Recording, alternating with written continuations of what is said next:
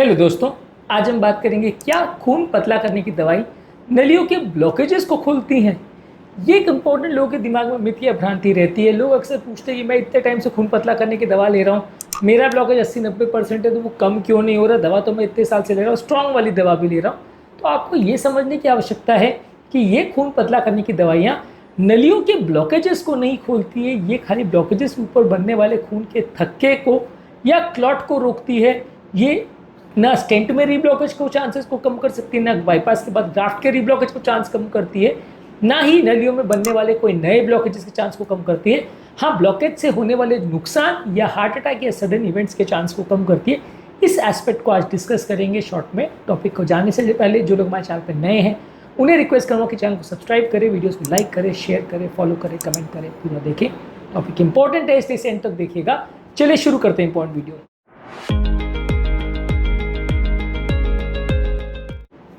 देखिए, जैसा कि मैंने डिस्कस किया, हम शॉर्ट में इस बारे में बात करेंगे कि जो खून पतला करने की दवाइयाँ हैं ये बेसिकली ब्लड के क्लॉट्स को प्रिवेंट करती है। जब प्लेटलेट नलियों में जाता है और अगर नली में मान लीजिए 70-80% ब्लॉकेज है तो वहाँ पे जो बची हुई 10-20% जगह है उसमें एक प्लेटलेट प्लग जाके बन जाता है, जिसकी वजह से हार्ट अटैक आता है। यूजली नॉर्मल नलियाँ या जिनको 0% ब्लॉकेज हो उनको हार्ट अटैक आने का चांस कम रहता है, क्योंकि वहाँ ब्लड के बहने के लिए जगह ज़्यादा है। तो वहाँ बहुत बड़ा खून का थक्का अगर बनेगा और कोई ऐसा इवेंट होगा तो ही वहाँ क्लॉट बनेगा। और ये क्लॉट कब बनता है? नॉर्मल नली में जहाँ ब्लड फ्लो होता रहता है वहाँ ब्लड आके बह जाता है। ब्लड जब तक स्लो नहीं होगा और जब तक किसी ब्लॉकेज के ऊपर की अगर लेयर डैमेज नहीं हो जाएगी, वो फट नहीं जाएगी, तब तक वहाँ क्लॉट नहीं बनता है। बेसिकली मतलब ये है कि किसी व्यक्ति को 40-50-60% अगर कुछ ब्लॉकेज है तो उसके ऊपर एक मेम्ब्रेन लेयर होती है जो कि ब्लॉकेज के अंदर जो खराब पदार्थ होते हैं उसको ब्लड के संपर्क में आने से रोकती है। ये मेम्ब्रेन एक प्रोटेक्टिव लेयर का काम करती है।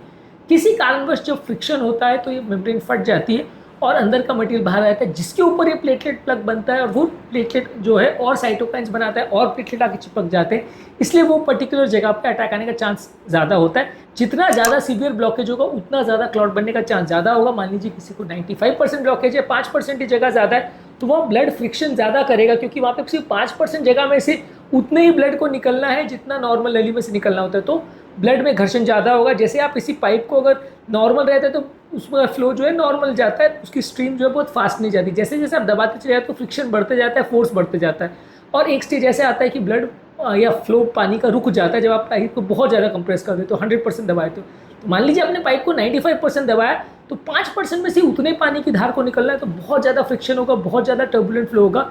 इसकी वजह से वो जो प्लाक के ऊपर की लेयर है वो फट जाती है पानी के फोर्स की या ब्लड के फोर्स की वजह से, जिससे कि वहाँ क्लॉट बनता है और अटैक आता है। इसलिए परसेंटेज ऑफ ब्लॉकेजेस बढ़ने के साथ अटैक आने का रिस्क बढ़ता है।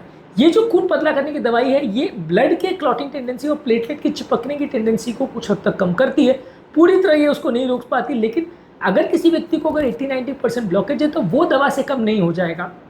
यदि आप ये मान के बैठे कि मैं खून पतला करने की दवा ले रहा हूँ इतने दिन से और मेरा ब्लॉकेज क्यों नहीं कम हो रहा, मेरा 80% ब्लॉकेज का 50% क्यों नहीं हो गया, तो ये सोचना पूरी तरह से गलत है, क्योंकि ये खून पतला करने की दवाई जो है आपके ब्लॉकेज के परसेंटेज को कम नहीं करती है। ब्लॉकेज का परसेंटेज थोड़ा बहुत कोलेस्ट्रॉल कम करने वाली दवाओं से उसमें फ़ायदा मिल सकता है, लेकिन अगर उसमें फिर भी टेंडेंसी ये है कि उसमें क्लॉट बन सकता है तो वो फिर भी बनेगा। अगर आप खून पतला करने की दवा लोगे, ब्लॉकेज कम करने का जो प्रोसेस है वो कोलेस्ट्रॉल कम करने वाली दवाओं से होता है, लेकिन ये कोलेस्ट्रॉल कम करने वाली दवाई भी ब्लॉकेज को बहुत ज़्यादा कम नहीं कर सकती। ये उसके परसेंटेज को 2-5% रिडक्शन कर सकती है, जो कि ट्रायल्स में प्रूव हुआ है। मान लीजिए 80 है तो उसका 75-78 जितना हो जाएगा। क्लिनिकली सिग्निफिकेंट कि बहुत कम हो जाएगा, 80 का 50 हो जाएगा, ऐसा यूजली नहीं देखा गया किसी भी स्टडी में किसी भी दवा से। इसलिए खून पतला करने की दवाओं से ये उम्मीद करना गलत है और ये सोचना कि अगर आज मेरे 3 ब्लॉकेजेस हैं वो 70-80% है और वो मैं दवा लेता रहूँगा तो वो 5 साल बाद या 4 साल बाद वो 20-30% पे आ जाएंगे, नली अपने आप खुलते चली जाएगी क्योंकि क्लॉट नहीं बन रहा है। ऐसा नहीं है। दवा आपके क्लॉट के चांसेस को या ब्लॉकेज के चांसेस को कुछ हद तक कम कर सकती है, ब्लॉकेज बढ़ने के चांसेस को कुछ हद तक कम कर सकती है, लेकिन पूरी तरह से उसे रोक नहीं सकती। इनफैक्ट जो खून पतला करने की दवा है वो ब्लॉकेज बनने के चांस को भी उतना ज़्यादा फर्क नहीं करती, क्योंकि वो जो है ब्लॉकेज बनने का प्रोसेस वो कोलेस्ट्रॉल डिपेंडेंट होता है। वो स्टैटिन से ज़्यादा उसमें थोड़ा बहुत फर्क मिलेगा, लेकिन ब्लड थिनर से उतना ज़्यादा फर्क नहीं मिलेगा। तो इसलिए ब्लड थिनर्स का सिर्फ और सिर्फ एक पर्पज़ है कि वहाँ पे प्लेटलेट प्लग ना बने, अटैक ना आए, अटैक का रिस्क कम हो जाए।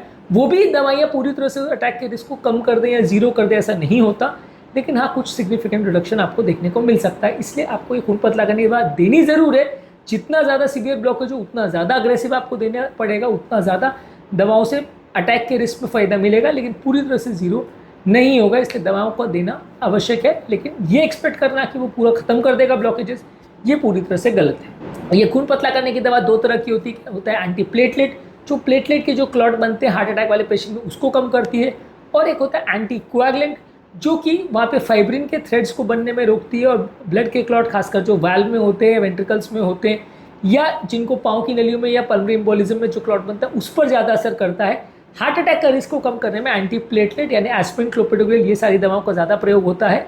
ब्लड क्लॉट को कम करने में एसिट्रोम, वारफरिन, डाबिगैट्रन, रिवारोक्साबैन, अपिक्साबैन, ये सारी दवाओं का प्रयोग होता है। दोनों का पर्पज अलग है, दोनों ही दवाएं खून को पतला करती है, लेकिन काम करने का तरीका अलग है। इसके अलावा एक अलग वीडियो में हमने ये भी बात करी कि ये जो स्टैटिन्स दवा है वो खून को पतला नहीं करती है, और कोलेस्ट्रॉल ज़्यादा होना और खून गाढ़ा होना ये दोनों सिग्निफिकेंटली अलग कॉन्सेप्ट है, ये दोनों सेम चीज़ें नहीं है। ये बिल्कुल मत सोचिए कि अगर किसी व्यक्ति का कोलेस्ट्रॉल ज़्यादा है तो खून गाढ़ा हो गया। खून गाढ़ा या पतला होना जो है ब्लड की थिकनिंग या थिनिंग प्रॉपर्टीज़ यानी क्लॉट बनने की टेंडेंसी के हिसाब से बोला जाता है। कोलेस्ट्रॉल ज़्यादा होना या कम होना वो ब्लड थिनिंग में नहीं आता, वो बेसिकली कोलेस्ट्रॉल जमा होने की टेंडेंसी कितना है, ब्लॉकेज बनने की टेंडेंसी कितना है, वो निर्धारित करता है, ना कि खून गाढ़ा या पतला होने को निर्धारित करता है। तो ये दोनों अलग तरह के कॉन्सेप्ट है। कोलेस्ट्रॉल को कम करने के लिए आप स्टैटिन दवाई का प्रयोग करते हैं। कोलेस्ट्रॉल को डिपोजिशन ये नली में जमा ना हो उसको कम करने के लिए भी स्टैटिन, या कोलेस्ट्रॉल कम करने की बाकी मेडिसिन जैसे फिनोफिब्रेट्स है या इजेटिमेब है, बेम्पेडोइक एसिड, इनका प्रयोग करते हैं। और खून को पतला करने के लिए एस्पिरिन, क्लोपिडोग्रेल, टिकाग्लोर, प्रासुगेल, ये सारी दवाओं का प्रयोग करते हैं। इसके अलावा बाकी लाइफस्टाइल चेंजेस आप कर सकते हैं। अगर खाने पीने में ध्यान रखते हैं, रेगुलर एक्सरसाइज करते हैं, संतुलित आहार रखते हैं, स्मोकिंग अल्कोहल को बंद करते हैं, वजन कम करते हैं, और अगर ब्लॉकेज हो जाए तो फिर उसका प्रॉपर ट्रीटमेंट करना पड़ता है, यानी उसमें स्टेंट डाल के ब्लॉकेज को क्रश करना पड़ता है ताकि ब्लड का फ्लो नॉर्मल चालू हो जाए और ये मेम्ब्रेन रप्चर होने का या क्लॉट बनने का प्रोसेस कुछ हद तक कम हो जाए। या तो आप बाईपास सर्जरी करते हैं फिर जिसमें कि वो ब्लड वो नली से बहना ही बंद हो जाता है, दूसरी जगह से आना चालू हो जाता है, तो उससे भी क्लॉट अगर बने या नहीं बने फ़र्क पड़ना बंद हो जाता है और व्यक्ति का हार्ट लंबे समय तक ब्लड सप्लाई उसमें कॉम्प्रोमाइज़ नहीं होता है। तो ये प्रोसीजर्स हैं जो गारंटी दे पाएंगे कि आपका ब्लॉकेज खुल जाएगा। दवाइयों का भरोसा आप इस मामले में एटलीस्ट अभी तक तो नहीं कर सकते। अभी तक मेडिकल साइंस में जो दवाएं अवेलेबल है वो ये गारंटी तो नहीं कर सकती कि एग्जिस्टिंग ब्लॉकेज को कम कर सके। आज के टॉपिक में हमने बात करी कि क्या खून पतला करने की दवाई नलियों के ब्लॉकेजेस को कम करती है। आज के टॉपिक में हमने बात करी क्या खून पतला करने की दवा नलियों के ब्लॉकेजेस को कम करती हैं। इसके अलावा खून पतला करने की कौन कौन सी दवाएं आती है, किस किस तरह से काम करती है और कौन कौन से नेचुरल खाद्य पदार्थ हैं जो खून को गाढ़ा या पतला करते हैं, इस पर हमने अलग वीडियोस किए, इनको जरूर चेकआउट करें। टॉपिक एंड करने से पहले जो लोग हमारे चैनल पर नए हैं उन्हें रिक्वेस्ट करूँगा कि चैनल को सब्सक्राइब करें, वीडियोस को लाइक करें, शेयर करें, फॉलो करें, कमेंट करें।